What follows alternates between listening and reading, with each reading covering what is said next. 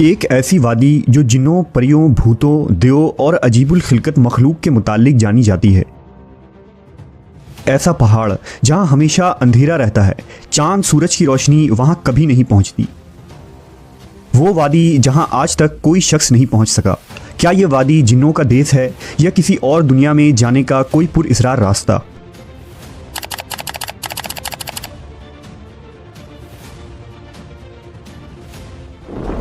कोहे काफ का नाम सामने आते ही कोई गुमशुदा अरबी कहानियां जहन में जाग उठती है। ऐसी कहानियां जो बादशाहों की हसीन शहजादियों से शुरू होकर जिन्नों और परियों के जेर कब्जा हैबतनाक किलों और तिलिस्म से जुड़ी होती है।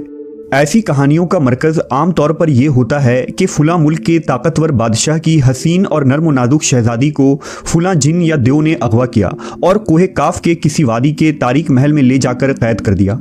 इस तरह की कहानियां हिंदुस्तान, ईरान और अरब इलाकों के अफसानवी और अदबी किताबों में अहम मकाम रखती है। तहरीरी शक्ल में मौजूद होने के अलावा ये दास्तानें सीना बसीना रिवायतों की शक्ल में भी मुंतकल हुई हैं। जबल काफ या कोहे काफ मशरिकी वस्ता और अरबों के मशहूर अफसानों में एक अफसानवी पहाड़ी सिलसिले का नाम है।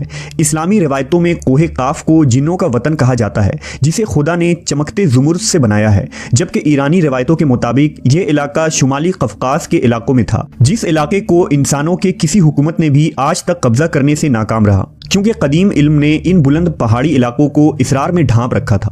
कोहे काफ दरअसल एक तवील पहाड़ी सिलसिला है। ये ज़मीन का सबसे दूर दराज मकाम कहा जाता है, जो दास्तानों में जरतुश्त की ज़मीन और सीमुर्ग नामी परिंदे की वजह से मशहूर है।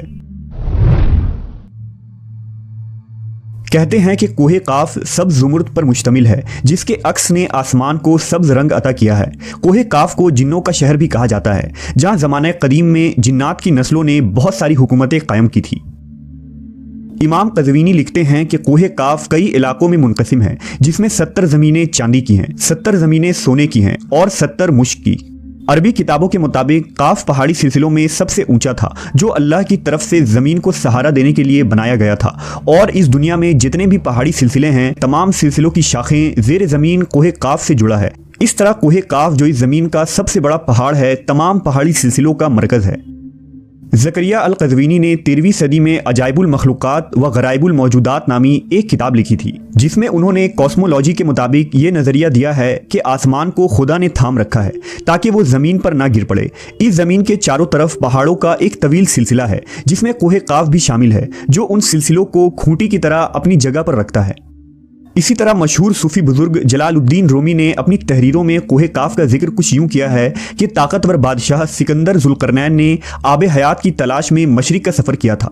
इस सफ़र के दौरान आप कोहे काफ तक जा पहुंचे थे। जब आप कोहे काफ पहुंचे तो आपने देखा कि वहां फरिश्ता इसराफील क़यामत के दिन सूर फूंकने का इंतज़ार कर रहे हैं। कोहे काफ और इसमें आबाद मखलूक़ात के मुतालिक एक और रिवायत बयान की जाती है कि हज़रत इब्ने अब्बास फरमाते हैं कि रसूल अल्लाह सल्लल्लाहु अलैहि वसल्लम हमारे पास तशरीफ़ लाए, जबकि हम मस्जिद नबवी में हल्का बनाकर बैठे हुए थे। हमें आप सल्लल्लाहु अलैहि वसल्लम ने फरमाया, क्या कर रहे हो? हमने अर्ज़ किया, हम सूरज के मुतालिक गौर कर रहे हैं कि वो कैसे तुलू होता है और कैसे गुरूब होता है। फरमाया, तुमने अच्छा किया, इस तरह से मखलूक में फ़िक्र करो, खालिक में फ़िक्र ना करना, क्योंकि अल्लाह जिसके लिए जो चाहता है पैदा करता है। तुम इससे ताज्जुब करो कि कोहे काफ से आगे 7 समुंदर हैं। हर समुंदर 500 साल सफ़र करने के बराबर तवील है और उसके आगे 7 ज़मीनें भी हैं, जिनका नूर उनके बासियों के लिए चमकता है। उस कोहे काफ के आगे 70,000 मखलूक़ात हैं जो उड़ती हैं। उनको परिंदों की शक्ल में पैदा किया गया है। ये मखलूक और उनका बच्चा पैदा होते ही हवा में उड़ने लगते हैं। ये अपनी तस्बीह की अदायगी में ज़र्रा बराबर वक्फ़ा नहीं करते। उनका खाना भी हवा है, उनका पीना भी हवा है, उनका लिबास भी हवा है, उनके बर्तन भी हवा के हैं। वो ये नहीं जानते कि अल्लाह ने हज़रत आदम को पैदा किया है, और ना इब्लीस को जानते हैं और ना ही इब्लीस की औलाद को जानते हैं। अल्लाह ने कोहे काफ को दुनिया के गिर्द तख्लीक किया है। ये तमाम दुनिया इस पहाड़ के दरमियान में ऐसे मौजूद है जैसे एक उंगली में अंगूठी। कोई इंसान वहां पहुंच नहीं सकता है, क्योंकि वहां पहुंचने तक 4 महीने अंधेरे से गुजरना पड़ेगा। ये वो पहाड़ है जहां कोई सूरज नहीं, कोई चांद नहीं। यहाँ तक कि ये लोग चांद और सूरज के बारे में भी नहीं जानते कि अल्लाह ने चांद और सूरज भी तख्लीक की है। जो रोशनी उन तक पहुंचती है वो काफ पहाड़ की रोशनी है, और वहां मौजूद लोग जड़ी बूटियां खाते हैं और उनके बदन पर कोई कपड़ा नहीं होता। सहाबा ने पूछा, या रसूल अल्लाह, क्या वो लोग फरिश्ते हैं? आपने इरशाद फरमाया, नहीं, वो फरिश्ते नहीं, लेकिन अल्लाह से उनकी फर्मा बरदारी बिल्कुल फरिश्ते की तरह है। फिर आपने फरमाया कि मिराज की रात उनकी मुलाकात कोहे काफ के लोगों से हुई थी और वहाँ के लोगों ने आप सल्लल्लाहु अलैहि वसल्लम की दावत को कबूल किया और वो मुसलमान हो गए। सूफिया कराम के नज़दीक दरअसल कोहे काफ इस ज़मीन में मौजूद कोई पहाड़ नहीं, बल्कि कोहे काफ से मुराद आलम मिसाल में वाक़े वो पहाड़ी सिलसिला है जो बज़रिया कश्फ औलिया कराम के मुशाहिदे में आते हैं। जैसा कि ख्वाजा फरीदुद्दीन अत्तार जैसे सूफिया ने इस तसव्वुर का मुशाहिदा किया है। तरीक़त में कोहे काफ को शऊर का एक दायरा और मुरीद का हद समझा जाता है, जिसे पाकर बंदा फना फी अल्लाह के दर्जे तक पहुँच जाता है। बहुत सारे लोगों का ये मानना है कि ये लफ्ज़ काफ किसी चीज़ की मरकज़ को जाहिर करता है और ये लफ्ज़ इतना मुक़द्दस है कि कुरान में पूरी एक सूरे का नाम सूरे काफ है, जो इस कोहे काफ पहाड़ की तरफ इशारा करता है। इस सूरा में अल्लाह की वहदानियत, मौत और ज़िंदगी का नज़रिया पेश किया गया है। कोहे काफ जोग्राफियाई एतबार से हमारी इस ज़मीन में कहाँ मौजूद है, इसके मुतालिक मुख्तलिफ नज़रियात पाए जाते हैं। ज़्यादातर मवर्रखीन का इस बात पर इत्तफाक है कि अरबी दास्तानों की कोहे काफ दरअसल मौजूदा रूस में कफकाज यानी माउंट कॉककस नामी एक पहाड़ी सिलसिला है। ये इलाका यूरोपी रूस में बहरे असवद और बहरे कज़वीन के दरमियानी हिस्सा है, जिसमें आर्मीनिया, आज़रबाईजान, दागिस्तान, रूस और चीचीनिया जैसे मुल्क शामिल है। ये इलाका कुदरती हुस्न से माला माल है, जहाँ जानवरों और परिंदों की बेशुमार अक़साम पाई जाती हैं। झीलें, आबशारें और छोटे छोटे चश्मे देखकर ऐसा मालूम होता है गोया जन्नत ज़मीन पर उतर आई है। यहाँ इंसानी आबादी बहुत ही कम है।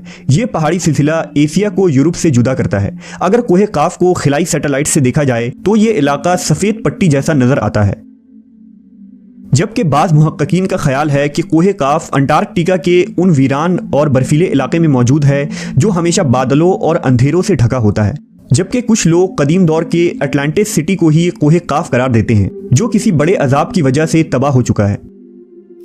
जदीद फिजिक्स की नई दरियाफ्त यानी डायमेंशंस भी कोहे काफ को समझने में आसानी पैदा कर सकती है। दरअसल फिजिक्स की जदीद तहकीक के मुताबिक हमारी इस कायनात में कुल 11 डायमेंशंस वजूद रखते हैं, जबकि हम इंसान सिर्फ 3 या 4 डायमेंशंस में ज़िंदगी गुजार रहे हैं, क्योंकि हम टाइम और स्पेस के कैद में ज़िंदगी गुजारते हैं।